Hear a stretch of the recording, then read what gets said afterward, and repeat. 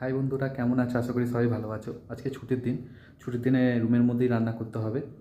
তো আজকে তার মেনুর মধ্যে থাকবে ভাত, ডাল, ডিম ভাজা, সিম্পল একদম খাবার করব। বেশি কিছু করব না, চলো দেখে নিয়ে যাক। তোমরা দেখতে পাচ্ছ টমেটো, লঙ্কা, পেঁয়াজ কাটিং করবো এবারে আমি।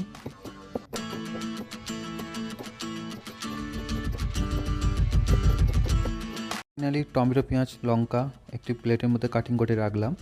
এবারে আমি তেল নেব।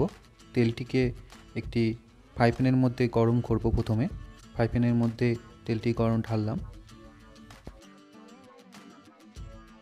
তারপর ভালো করে পেঁয়াজ দিয়ে, লঙ্কা দিয়ে তেলটির মধ্যে ভালো করে ফ্রাই করে নিতে হবে পেঁয়াজটিকে।